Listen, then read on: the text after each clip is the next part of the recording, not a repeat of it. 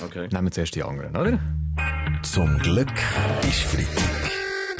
Der ganz normale Wahnsinn von der Woche mit dem Fabian Unterreger und seiner Freitagsrunde. Alle sind versammelt hier im warmen Studio. Das ist wahrscheinlich auch gerade der Grund. Für uns ist es ja seit Tagen so kalt. Und jetzt haben wir so statistisch, laut Messungen, erleben wir den kältesten Januar seit 30 Jahren. Ja, es ist krass. Ja, Popstar Baschi leidest unter der Kälte? Ja, vor allem am Morgen, oder? Wie gesagt, ich trinke jetzt am Morgen kein Espresso mehr. Ja, ich habe gelesen, dass auf Dauer das nicht gesund ist, das Kokain. Koffein. Hä? Koffein. Im Espresso hat es Koffein, kein Kokain. Ja, okay, wie gesagt, ja, wo ich heute Morgen auf dem Balkon draussen wollte eins kiffen.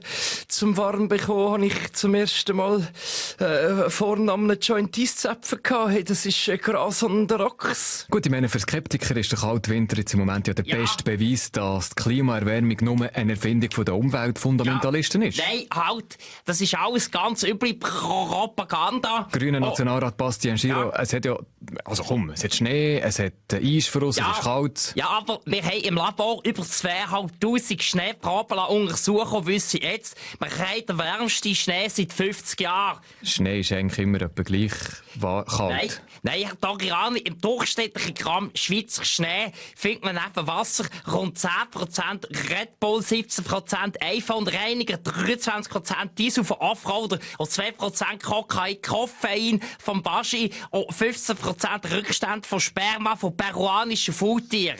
Warum Sperma von peruanischen Faultieren? Ja, wissen wir auch nicht, aber die explosive Wischung macht den Schnee auch viel wärmer und er schmilzt nicht. Das ist eine trügerische Sicherheit. Man kann also in rund 10 Jahren in einem Iglu an einem Hitzeschlag wegen der Klimaerwärmung sterben, ohne dass wir es merken. Und im schlimmsten Fall merken wir dann nicht einmal, dass wir die CO2 weiter steuern. Gut, Weltwochen-Chefredakteur Roger Köppel, der seid da bei dieser Argumentationslinie leicht skeptisch. Absolut, ich sage nur eins. Lieber es heisst das Klima als der Barack Obama.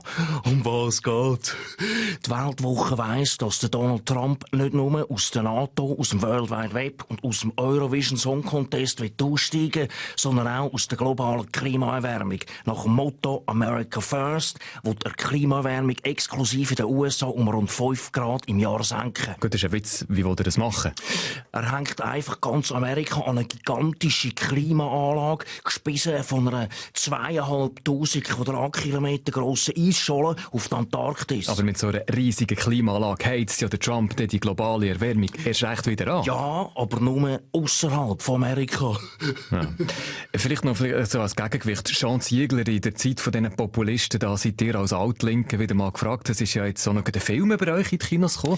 Ja, Doriani, und ich würde lieber auf diesen Film verzichten, weder für den menschenverachtenden drei-wetterhaften Populismus, Schrägstrich Kapitalismus gestoppt würde. Ja gut, aber jetzt mal im Ernst. Sozialismus in Nordkorea oder Kapitalismus in den USA, was ist da besser? Ganz klar Nordkorea, Doriani. Dort ist noch kein einziger Mensch am Einwanderung gehindert worden. Zum Glück ist Freitag mit dem Fabian Unterreger. Alle Folgen auch immer online als Video oder Podcast. srf3.ch